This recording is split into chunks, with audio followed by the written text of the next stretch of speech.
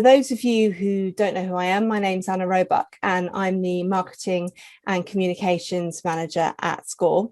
This evening, I'm just going to take a few moments to take you through a few introductions and the agenda before I pass you over to our main speakers. For those of you who haven't been before, welcome to Scrum. All right, Scrum has been running for a number of years and is hosted by the Skore team. A network and learning event. Originally, we did a lot of events face-to-face in the UK, but we have, for the moment, moved over to a more kind of international online event over the past year due to COVID. But in fact, this has been really successful. It's opened us up to an even wider audience. And yet again, it's just absolutely fantastic to see so many faces here, new and old from across the world. So welcome to everyone. Just moving on to our agenda this evening and how it's all going to work. We kind of plan for this to be about an hour and a half. We'll probably finish about 6:30. In a moment, I'm going to pass you over to Craig Willis, who is the CEO of Skore, and he's going to kick off our evening by exploring how we engage and align teams to achieve successful change. We'll then have our panel discussion. So the panel discussion is hosted by Chris Green, who is the Chief Commercial Officer at Skore. And we have two fabulous guest speakers, Katie Mcconochie and Nick Bantick, who are going to be sharing their experiences and expertise with us. Now, before I let you go, just to give you a little bit of an update and a reminder about Skore and what we're up to at the moment. Firstly, I just wanted to say to those of you who haven't already, please go and check out our community. The community is just a great place for you to go and have contact with the Skore team and other users of Skore, whether you just want to post a question or perhaps join in one of our weekly drop-in sessions that we have every Friday. But more than that, I think it's a really great way for you all to really feedback to Skore and how we use it and help us really to shape the future product of Skore. Just as an example, and you can see I've shared a little clip of Colin, our CTO, there with some of his updates on the screen. You know, from kind of the feedback that we're getting is really helping us to improve features such as making it easier to create new processes, or we recently released an upgraded system which allows customers who have multiple workspaces for multiple clients to manage those different subscriptions better. And this has all been as a result of that kind of interaction and feedback we're getting from the community. So if you haven't already, please go and take a look. The address is on the PowerPoint, or hopefully one of my lovely team members is going to put the link in the chat as well. And you can just have a click on it and go along and sign up. It's really easy to do and obviously free. So I would really recommend doing that as a way to keep updated on Skore. So in addition to all the constant improvements we're always making to the software, we are also looking forward to the next evolution of Skore and the enhancements that we can make to the user experience. So we're really, really excited to announce that we are now working on Skore Spinnaker, which will be the latest version of Skore. And there are plans to start testing that over the summer. It's a really exciting time for us. That's all I'm allowed to say about it at the moment because it's that exclusive and new. But again, I would suggest that you get over to the community. I'm sure Colin, our CTO, and the team will have loads of updates over the summer for you and be sharing the information there. So that's really the best place to go to find out more about all the exciting developments we have around the product. And with that exciting news, I would like to finish and pass you over to Craig. So thank you so much for attending, and hopefully we're going to have a fantastic evening this evening and get involved. Any questions or anything you have, please use the chat button. Thank you. There we go. Okay. Thank you. Now my turn. Thank you, Anna, for the introduction there. I'm going to go through a few points of information which are really just as a background for the panel discussion. I certainly don't want to steal any thunder from that, but this was a really interesting topic that we started to explore here for this Scrum. Those of you who follow us regularly have seen the events that we've been involved in recently. If you're on the community, follow our social media channels, you'll have probably noticed a theme around change management that we've been exploring and certainly playing with recently. And that comes about as a fact that we see Skore as a tool that helps to make process improvement quicker, easier, simpler for teams. But we also recognize that identifying an improvement within a business is one thing, but actually implementing that is another. And certainly from a lot of the conversations we've had and discussions is always talk about how do we get better at actually implementing those changes and really making them as effective as possible. So we had a little bit of fun talking about this idea of people, process, and technology. We've explored different aspects of it, and as I said, that's what's really led to this session today and having the panelists Katie and Nick coming along. So like always, if you come to our Scrum sessions, you'll be familiar with I always like to start with some numbers to give a bit of context. So I've gone out and done a little bit of research and pulled numbers from a few different sources, just to kind of, again, set the scene. This 70% of transformations fail, I'm sure, is a number that most of you have heard before. And it's been around for some time. The most common place I've found it is on McKinsey's blogs, although it's been referenced in numerous different places. And it's one of those numbers that I think generates quite a lot of healthy debate, because there are those that will say that actually it's probably higher than 70%. And then certainly in the last couple of years, I've seen a lot of pushback on this, and people saying actually that number's not really accurate. But again, you often have to take these things with a bit of pinch of salt, because obviously from McKinsey's point of view, they're presenting this number and saying, hey, look, there's a chance your program's going to fail, so why don't you hire us to come and make sure that doesn't happen. There's another number that we have used quite a bit here at Skore, which I think is a little bit more interesting, and this is from the Project Management Institute. This was from a survey they did, I think it was back in 2016 or 2017. And here, the number they use is 76% of projects and programs fail to meet the original expectations that were set out.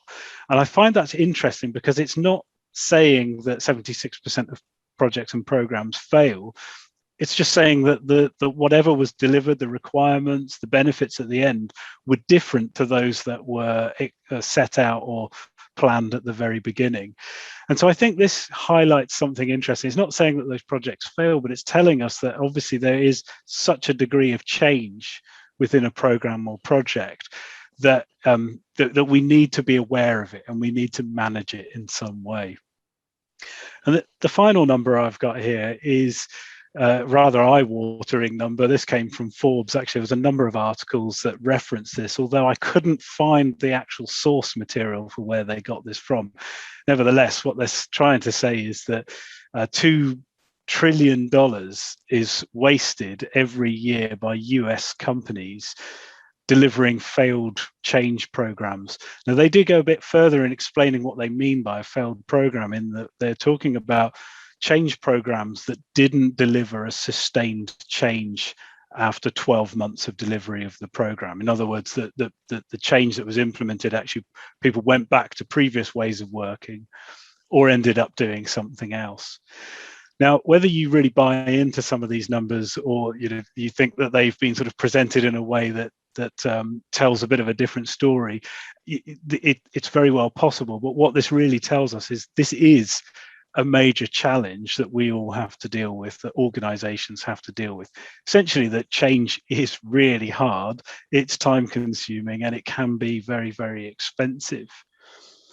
And so one of the things that we've been exploring recently is thinking about what what are some of the things that cause that to happen?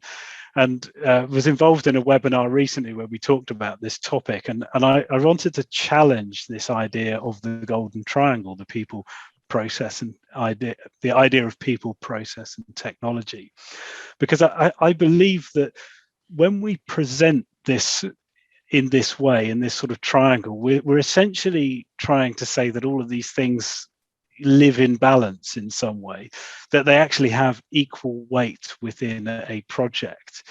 And I don't really believe that to be true. And the example I used before is when you try to think about, in a given program, and you were to ask, okay, I need to go and talk to a process expert or a technology expert, generally you'll find it's quite easy to find out who those people are. But if you ask the project team, who's the people expert, in more than one occasion or programs I've been involved in, the answer is, well, isn't that HR? It's to do with people. It must be HR. And actually, the reality is HR are a really important business partner in any program, but they are by no means the only one that we need to think about. I've been a follower of an organization called ProSci for a number of years. They produce a change management methodology called ADKAR. And I found a really good quote from them this week, which was, it's not organizations that change, it's people that change. And I thought that was a very powerful statement.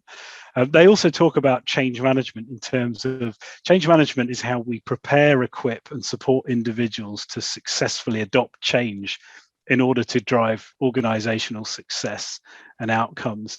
And I thought that was, again, a great description, because it aligns very much to the way that I think about this, the pyramid or the triangle that I was showing on the previous slide.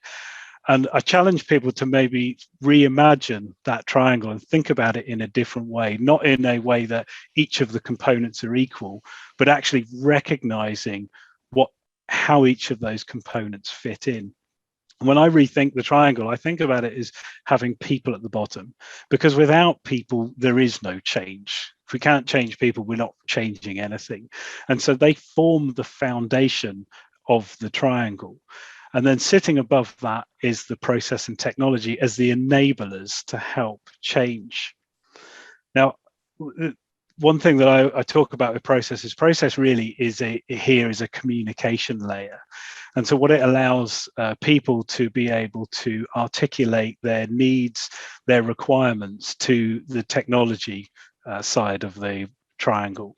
But at the same time, it allows technology vendors, many of whom are experts in the best practice in the areas that they operate in, to be able to communicate those best practices back to people.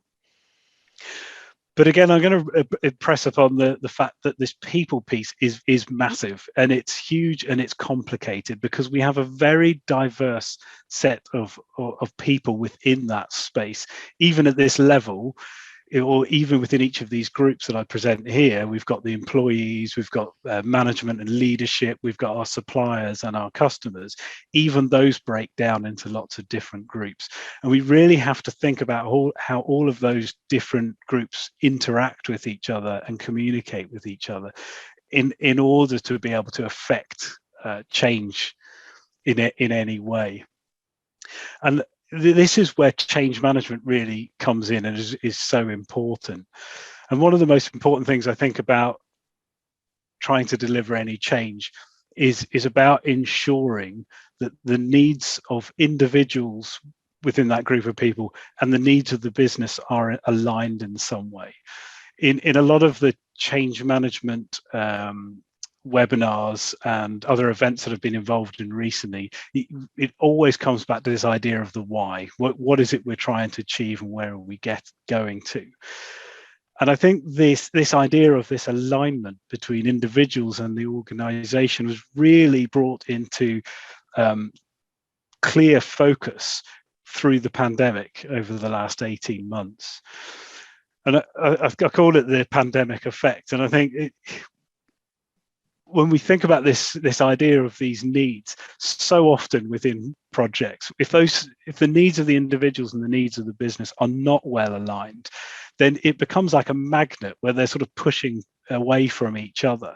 And again, if you don't get people completely bought in and you're not addressing their individual needs, then the risk of them not adopting change is extremely high. Now, what happened in the pandemic was something that I think I'm sure you'll agree, was quite unique in that we had this incredible alignment between the needs of the business and the individual needs. So the needs of the business were often the need to survive. If the economy was closing down, how does the business survive? If we weren't able to travel and move around, how does our organization survive? And at the same time, you had the individual needs were often aligned around, keeping my job at a very basic level, but also a massive health emergency where we really needed to focus on how we protected ourselves, how we protected one another, our families and friends, and so on. And some really incredible things happened. Literally overnight, we moved from a situation where we worked in an office to remote working. For many organizations, they completely changed their business models from traditional face-to-face sales or face-to-face delivery of services to actually e-commerce platforms, online delivery of services. And these things happened within days and weeks. And so it really demonstrates quite sharply how if you get that alignment between those sets of needs, you can make magic happen very, very quickly. I think it's also worth pointing out at this point that, that there's another effect that I'd just like to mention. It's not to labour it too much, but obviously, as a result of what's happened, we're now moving into a period where there is going to be continued change, but we don't really know where it's going to go at the moment. And there's this idea about our relationship between home and the workplace, and where everyone is going to sort of end up working. What is the model going to look like? I personally think it's probably going to take us years before we really understand how that's going to what that's going to look like in the future. But I think the important lesson is that businesses really need to think about how they continue to align the needs of those individuals with that of the business. And we've already seen some big organizations tripping up on this in the early days of this journey.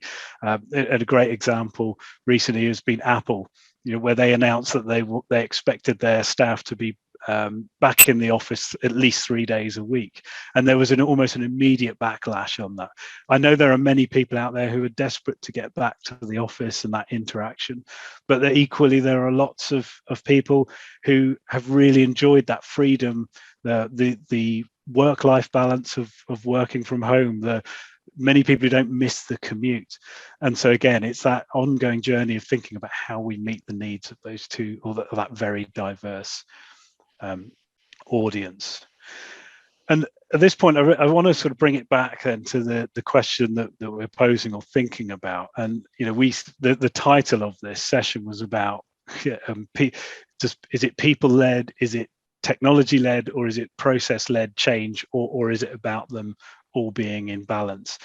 And actually, it isn't about those at all. It's about us having the right tools, the right skills, and the right knowledge to build a change management capability that really recognize the complexity of people and the needs of individuals within an organization, and that the other components in this model are the part of the tool set we use. And just doing a bit of research in this area about trends, what's happening in this space, certainly both pre-pandemic and post, there were two themes that really came out very strongly from what I read. And one of them, the first one, which you probably could argue is two, but I've brought them together. And it's this growth and maturity in terms of digital communications and technology that allows us to collect and understand the data about what's happening around us. That offers so many opportunities for change management, data that will allow us to be able to see in real time or near real time what's happening within a change program, so that we don't have to wait till the end to find out whether it's going to fail or not, but we constantly on top of what's happening and realigning and resetting to make sure that we're heading in the right direction, that again keeps those needs of both business and individuals to in some degree of alignment.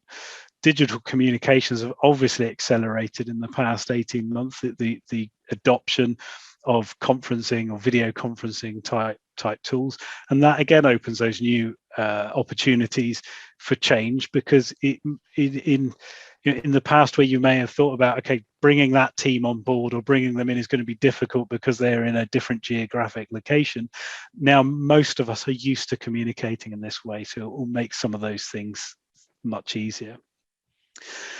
And the other thing the other trend that again I've seen talked about quite a lot, and is one that we've witnessed ourselves, is this recognition that, and we talk about this all the time, but this recognition that change is now happening so fast, and it's happening all the time, that actually we can't only rely on projects and programs to deliver change, whether transformational or not, that it's something that happens all the time. And therefore, change management really needs to be a core business capability. It needs to be that set of skills, tools and knowledge right across the business, so that it isn't something that's only ever done as part of a program or project, but it is something that's embedded into the organization so that we can manage continuous change. And at that point, I'm going to stop there, and I'll leave this slide up so that we can reference it in the discussion, and I will hand over to Chris. Thanks, Craig, for setting the scene so eloquently.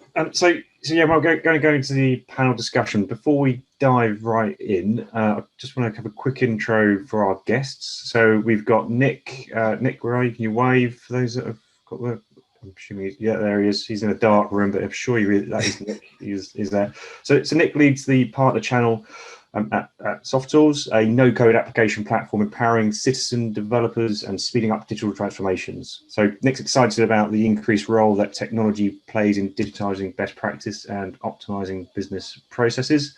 So Nick is very much in that technology part of that triangle, whichever way you want to imagine. And we're also pleased to be joined by Katie Mcconochie. So she's a highly experienced leader, trainer, facilitator, and coach, focusing very much on that people side of change. So she's got more than 20 years, believe it or not, experience of, in all sorts of roles, around operational roles for the likes of Vodafone, BT, Orange, also senior director for process excellence and change at Inmarsat, before setting up our own consultancy to bring those years of experience to a broader range of sectors. So Katie, very much in that people camp. And sorry, Katie, can you wave as well, just to make sure? I know you've got your name on it, but she is there. Brilliant.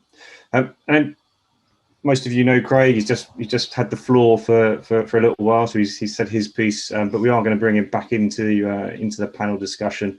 Craig has many years of business transformation project experience, and although he has experience around technology and the people change, his role as CEO of Skore puts him firmly in the process camp for this discussion, even though he's there banging on about people as well. Of course, it's not as black and white as we know. We'll kick off with a first question, if that's okay. So Craig's proposed that if we accept that change is a constant and people are a major component of change, my first question, I think I'm going to pick on Nick, I think, to answer this first before I just use you get a little chance to think about it, Katie. So firstly, I mean, if we accept what Craig's proposing at the end of his introduction there, do you agree that change management should be an integral part of an organisation, Nick? Yeah, cheers for having me. Good to meet you all. And yeah, I think it's safe to say that change is going to be inevitable, because whether it's proactive or reactive, if you either one of those innovative companies who's trying to take leaps forward and looking for opportunities to improve and would therefore embrace change, or whether you're the type of company that actually wants to sit fairly comfortable where you are, change is inevitable, and then you have to be therefore willing to manage that change when it comes about. And so a perfect example, something like legislation coming into play, you don't have control over it necessarily. You're forced to react, and you can be proactive with that change management, or you can let it happen and risk falling by the wayside. So I mean, a good example that we came across, there was a company that we came across on BBC News. They were a meat exporter, literally taking their lambs and exporting it over to Europe. And since the Brexit regulations came in, they were their meat exports were stuck at the borders, waiting for the paperwork, the increased amount of paperwork to go through.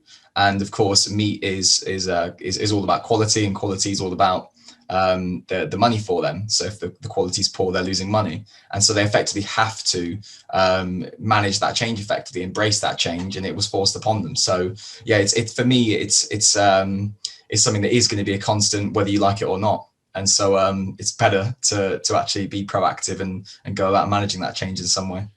Fascinating. Yeah, definitely the proactive, reactive aspect of change is very interesting to discuss, isn't it? Katie, have you got anything to add from your perspective, your experience? Yes, I mean, I think it's a very interesting question, this, and I'm glad Craig mentioned ProSci. I'm also a big fan of ProSci as a change management methodology, and they talk quite a lot about change management not just being something you have to have, but it becomes a differentiator. So organizations that are or have been or are starting to think about having a change management capability are organizations who are probably going to be ahead of the game as we go through all the change that's happening. And you know, the change is a constant is that sort of catchphrase that we always come up with.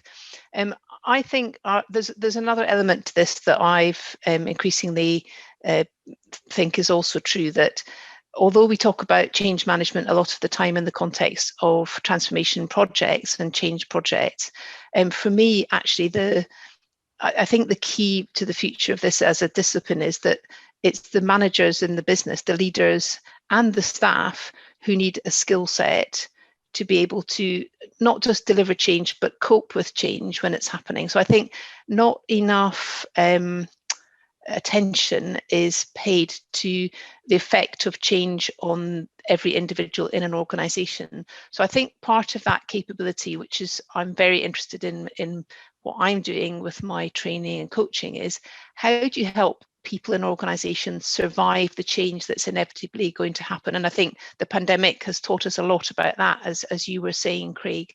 So what sort of and again, these are tools and techniques that you can learn. How do I, ask questions? How do I look for the positive, understand the change curve, all of those things? That's not just the domain of people who work in project land. It affects everybody. And I would actually go so far provocatively to say that a manager's leader's job is to manage change. They should have their people who can run the business every day. They've got good people who know how to do their job. The last thing they want is their manager interfering in their day job. Their job primarily for me is what's coming over the horizon. How do I prepare my people for change? How do I support and coach them through change? So I think change management as a core business capability is very far reaching and deep if it's done well. That's a fascinating point there, Katie. And if you think about the standard career path of most people, they are experts in their area that get promoted to then manage people in that area. So trying to detach them from that and say that your skill set, the new skills you need to learn, is all about empowering your people to survive that change. Fascinating. Craig, do you have any aspect of any insight in bringing? I was just going to pick up on the piece that Katie was just saying there as well. About it not just being part of a project, right? We get exactly the same thing in the process area, in that too often people don't look at processes until there's a project, right? There's a new system being implemented. So we need to go and understand the processes so we can derive the requirements. And of course, what happens whenever you do that, you're sort of starting from scratch every time, right? You're then having to go and do essentially a piece of investigation work to understand what are the processes today.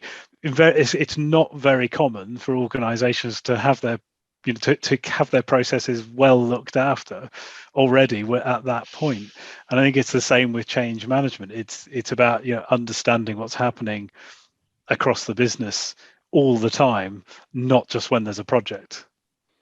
Yeah, interesting. We talk about process improvement being a continuous thing, and if you've been joined any of our other sort of events, that would be a theme. Nick, how does that play in terms of the technology world? Because technology, in my view, my naivety, they're typically the projects. We're going to put a bit of technology in, or we're going to improve an area of business with technology. How does that look if you want to go to some sort of continuous technology improvement layer in an organization? Yeah, it's a good point, because I guess it does massively depend on the type of technology you're talking about, because there are huge implementations around your once in a decade change of a business moving over to an ERP system, something like SAP or Oracle, and often those can take 2-3 years or so, and end up taking 5-6 years or so because people can't manage the change properly, and that effectively develops into a sort of a continuous change management process. But then there are others that are less sort of heavyweight implementations that should be effectively iteratively improved upon as time goes on. You should never stop and say we're fully comfortable with the technology as it is. We should always be looking for opportunities to improve.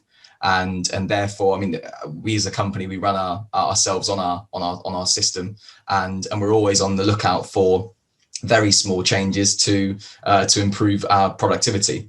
And I guess some technologies are easier to manage in that way.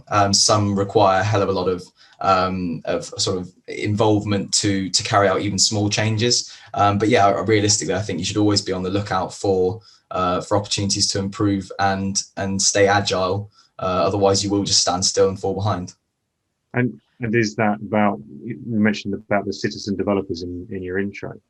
Is that a part of it? Is in terms of giving them the tools that they are able to affect technology change? It doesn't have to be a big project with external. Yeah, in an ideal world, citizen developers probably won't be able to get involved with the ERP systems because they are too tech heavy. In an ideal world, you would want to put more of the onus on the subject matter experts to be able to at least support with change. It might not be that the system is constantly being worked upon, but at least if the system and the process is constantly being reviewed and looking for opportunities for improvement, that can come from the subject matter experts as opposed to the technical team. So yeah, I think there's an involvement, much like Craig's point on the various type of people you've got involved with in this change. It doesn't just fall on the technology experts to carry out the technology change. It's also those involved with the process. It's also getting the feedback from clients, from suppliers, etc., down that chain to look for those opportunities to improve. Brilliant. I've so as well as my passion for the people side of change, I've done a lot of work in process and continuous improvement and Lean Six Sigma, and I have always sort of struggled with the when is a change not a change, when is it continuous improvement question, which is probably a topic for another day. But actually, it's a little bit the same thing, is that once, if you have got a project that then gets adopted and sustained, it doesn't stay static. You have to have the capability then to keep improving performance. And that is also change, because if you're changing the performance of a process or bringing it back to running the way it should, that's also change. So those skills that you need not only to deliver change, but keep improving, whether, is improvement change and change improvement, I think they probably are the same. You need skills and the tools and techniques to do that. So I think of performance change as bringing all these three elements together again in another dimension. So I think these three components work together in lots of different ways. I would also just like to go back, if I may, Craig, to your thing about people saying, who do we speak to about people? Oh, let's talk to HR. Because that came up in another forum. And I thought it's just weird, isn't it? Because people are the organization, and it's the managers of the people who know what their people do, not HR. Apologies to anyone in HR, but they generally don't know the detail of what people are doing. But I think the same also can be true of saying, oh, who do we talk to about process? Because in my role as being sort of someone doing process architecture and process excellence, the number of times people would ring me up and say, oh, we need to understand how the processes work in the organization. And someone said, I need to speak to you because you head up process excellence. And I say, I do, but you need to talk to the people in the business who own the processes and run the processes. I understand the infrastructure and the makeup of good processes, but that's a little bit like thinking of HR and process people as somehow separate from the business. So I think there's so much interaction that needs to be acknowledged in this triangle, pyramid, Venn diagram, whatever. It would get pretty busy eventually, wouldn't it? Yeah, With all the different pieces. Choosing a simple shape to yeah, something quite complex is always going to spur on some good conversation, I'm sure. Brilliant. Just a quick reminder to everyone, do put your questions, comments in the chat. I see Adam's put an interesting, I'm not sure if there's a question, we might be able to turn it into a question, but actually very, very, very valid. You know, he says it's interesting that the speakers talk about surviving change. You know, I like change as a trauma. You know, perception is change is bad and must be survived. Actually, you know, I know it's not a question, but that's quite a good astute observation. Maybe it's just the last year we've had, we kind of look at change as being quite challenging. Well, I think that's an aspect of the language that we use, though. Like, I mean, even the way that I set these slides up, I started off by talking about failures. 70% failures, 76% failed to meet expectations. That immediately sets up that concept that, oh, this is a bad thing. So it's hardly surprising. I love that challenge. I think that's a great challenge to make. And I did, and also just going back to Katie's point about, you know, when she picked up about the HR thing, you know, I think that one of the, again, that's a language problem to some extent, especially in more recent years, where HR department teams are often called the people. They're the people team. Yeah. And again, so it's like when someone says people, it must be a people problem. And I heard a very similar thing recently when talking about a customer success team within an organization, and someone asked the question of, oh, there's a problem with the billing. Oh, it's the customer's billing. Oh, it must be customer success deal with it. Again, it had nothing to do with the customer success team, but because, you know, because of the use of the language, we're just going to bucket. Everything must be in that team. So we have to avoid that. And that's exactly your point with the process piece as well. It's what they needed to talk to was the subject matter experts, and they picked the phone up to you. Interesting. So next question I've got is around, we pigeonholed you for this discussion, and you're already saying we've got, you know, which isn't really overly realistic, but how do you avoid falling into a trap of focusing on your area of specialism? You know, I know, for example, you know, being a process tool, being a process expert, and having that experience, thinking that's the only answer, that's the focus. If we focus on this one area, it's gonna lead to success or get everyone on board. How do you make sure you embrace the other aspects as well, to whatever degree needs to be embraced? Yeah, I think probably technology has the hardest response to that one, because it's difficult to come on and say, no, people and process are less important. It's a matter of fact that whatever technology you're going to be working with, it could be the best technology in the world, but if you don't have the people on board and in place and engaged to actually manage that change, it's going to go nowhere. You can probably, with good people in place and a substandard process, get a technology in. You could probably, with a substandard technology and good people and process, get that system change over and managed effectively. But people are really the fundamental to it. And there's no, I don't think there's any shame in saying that from sort of learning the mistakes myself throughout my career, any of the softwares I've looked to sell in and implement, there's been times when you get almost, I guess, complacent when you're looking at, okay, well, there's a project manager on their side. Clearly, they're going to be controlling the people involved. There's a subject matter expert. There's a process owner on their side as well. They're going to be handling all the methodology, the frameworks, etc. They're going to know what's going on. But actually, unless you're playing in my sort of vendor technology role, playing a sort of a reminder process where you're reminding those people of those responsibilities and the importance of process and project management, people management, but also engaging with the likes of the sponsors of that project try and effectively govern that change management, then it can also fall flat.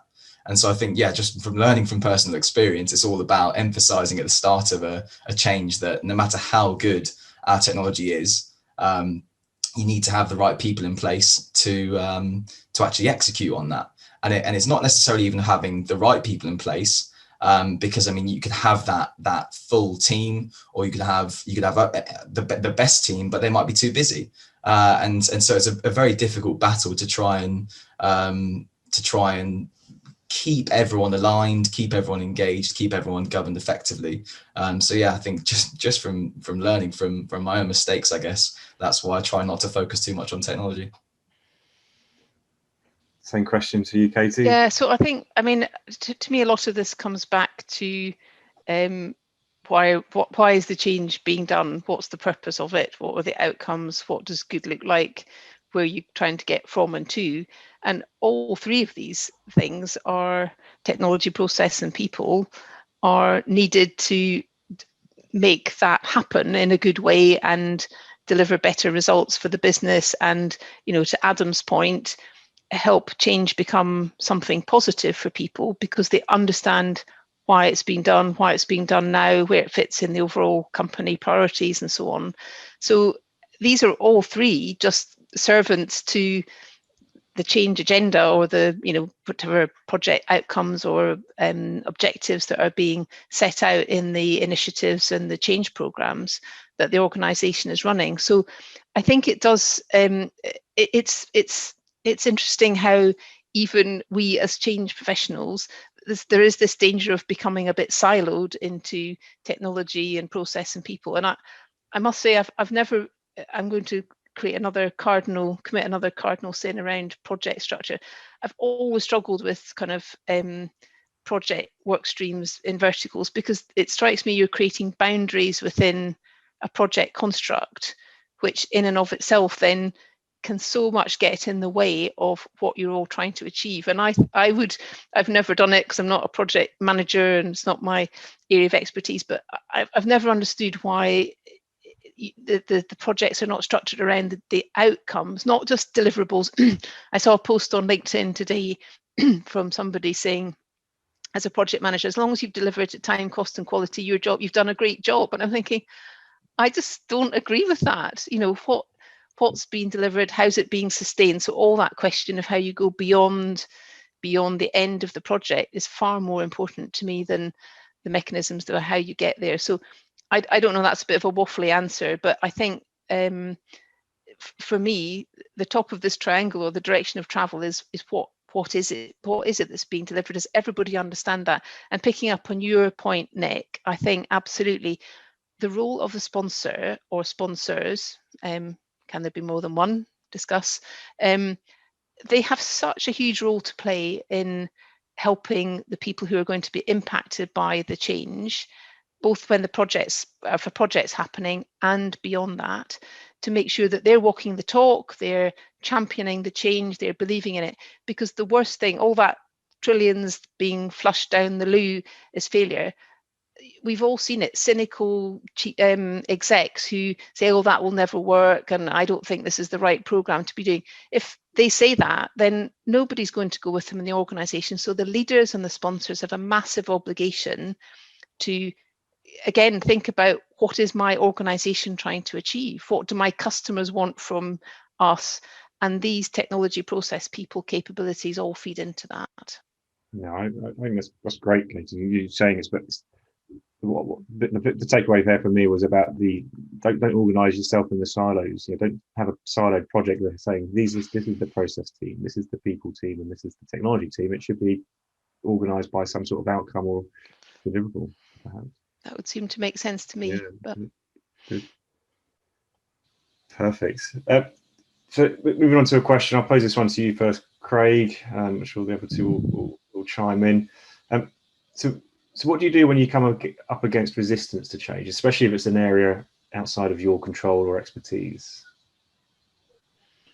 That's an interesting one. I just prepared myself to answer the previous question after listening to the other two.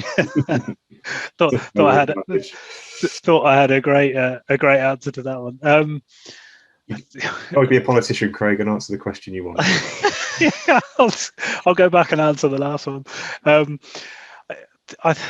This meeting resistance to change, it's for me, it's just got to be about keeping it simple. And I don't want to sound like I've just read this from a book, but it's about talking to people, trying to understand where the resistance, what's causing the resistance. Actually, a very wise man often says to me is find out why they're asking that question. Chris has got a big grin on his face because it's something he says an awful lot, because people will often they will, when they react to something, if it's something negative in change, for example, they will react in a certain way. They will have different sort of personality types, and they'll often revert to a personality type and then react in a way which might seem unreasonable. And so it's about trying to understand what's caused that to happen, and that's not easy, right? Even sitting down and talking to somebody can be difficult. They might not even want to talk to you, and so it can be a challenge, a bit of a slog to try and break that down and understand it. But I think you've just got to try. You've got to keep it simple. You've got to take emotion out of it. Give people a chance to have their say, and you just constantly show that you're trying to help and not trying to hinder them. Indeed, yeah, show them the benefits. Definitely. Nick, same question to you then. I'm guessing it's a bit more pertinent as well from the technology side. If you're coming in saying we're going to streamline your processes, people's backs get up right away because they think they're going to lose their job, or it's just going to be impacted adversely. What have you got insight into how, or what's important to sort of overcome that resistance? Or it's the robots taking over, isn't it? I think it's a difficult one. And a lot of my response would echo what Craig said, but although I would disagree with maybe it's said in a slightly different way, but take the emotion out of it. I would actually focus on emotions, because the reason that people are getting frustrated, or they're putting their backs up for a reason, because they are worried about their job, or they are worried about it impacting them in a certain way. And I would look to, thankfully I have partners that would take care of most of this usually, but I would look to focus in on actually what matters to them, because obviously people are motivated by different things. And when we go in with the technology, we look to say, well, someone's purchased this is going to happen, and they've got their backup for some reason. Why is that? It's pointless talking to them as someone on, let's say, on a factory floor who's carrying a clipboard around and filling out questionnaires about management information impacting on things like P&L, because they might not care about it. But if you understand what makes them tick and what they're concerned about, but also uncovering what could benefit them from that change, from the implementation of that tech, then you're more likely to be able to win them over and inspire them and get that engagement from them. But if you don't know why they're frustrated, if you don't know what the potential benefit is to them of that change, and sometimes it's less than others, it can be difficult, but once you found that out, and if they give you the time to do so, that's when you can try and win them over and actually get their involvement, their engagement in that process, which is, as we're talking about people involvement, is often critical. Indeed. Thanks, Nick. Just conscious of time, and we have got I can see at least one question coming about, which I'm going to throw your way if that's okay, Katie. Another one from Adam. So how do you manage change to help people thrive? I'm guessing that's quite an open question, but what's your thoughts? That's good. So, I mean, I think maybe if we, I'll sort of link it in a little bit to the question of resistance, because I think there's something for me about, and it's, with what we've been discussing, can you help people see change as something positive and turn it into maybe a development opportunity, something that they can learn from?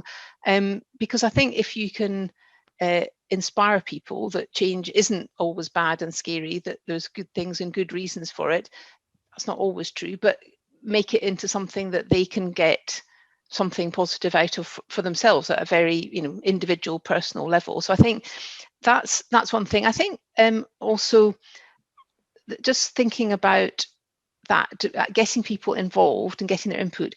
Sometimes the naysayers and the people who are resistant they often have a really good point to make, because if they're thinking something or, you know, not liking something, there's a good chance there'll be other people around who have the same view. So I think trying to get to the bottom of why that is, always asking why, but maybe sort of tapping into what they've got to offer, because if they're taking the trouble to feel strongly about something, then there's a good chance they've got something to bring to the party. I think the other thing about helping people thrive in change, I think there is maybe just a bit of education around some of the stuff that maybe we take for granted, is that, you know, change is part of what every organization has to deal with, what every individual has to deal with, and giving them some coping mechanisms that says, you know, how do I process the fact that things are going to change if I quite like the status quo? So looking for the positives, looking for the development opportunities, trying to think about things in a tangible, specific way. So concentrating on what's going to be different, not how it's going to get there. So, so those are some of the things that I think I would work on to help people thrive. And some people will thrive in change. I mean, I actually did a little LinkedIn poll not so long ago, and I was really surprised at how, and I did another one with a client about how people felt about change, and I was some client with the NHS, so I was expecting them all to be doom and gloom, and they were actually remarkably positive about change. So maybe we do overplay the negativity of it sometimes. Perhaps there's more people who are upbeat about change than we give them credit for. Indeed. I was just about to ask if there's any final thoughts, but that seemed like quite a nice one from you, Katie. Actually, maybe we should give people more credit, and yeah, maybe there is more positivity about change than we care to admit.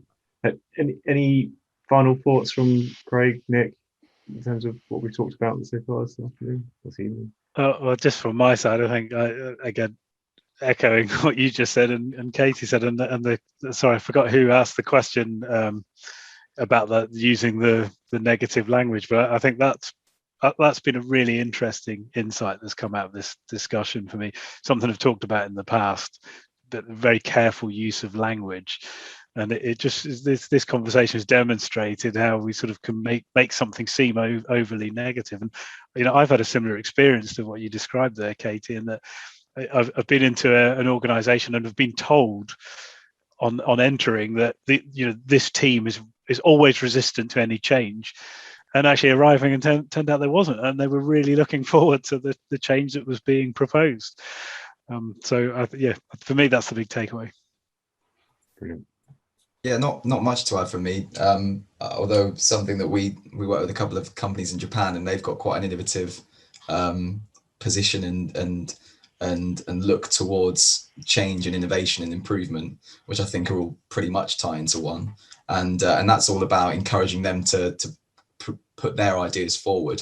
It's called a Kaizen, if anyone's aware of it. And effectively, they are every month or two, they're asking people to put forward these ideas, things big or small, that could change or innovate the way the companies run. And whether that's putting a sign up on a wall to decrease the amount of accidents or make people aware that they're going to hit their head, or whether it's something about the overall strategy of the company. If people feel involved, then they probably are likely to fit into that bucket of people that are more open to change and more willing to support any mechanisms or projects to actually make it happen.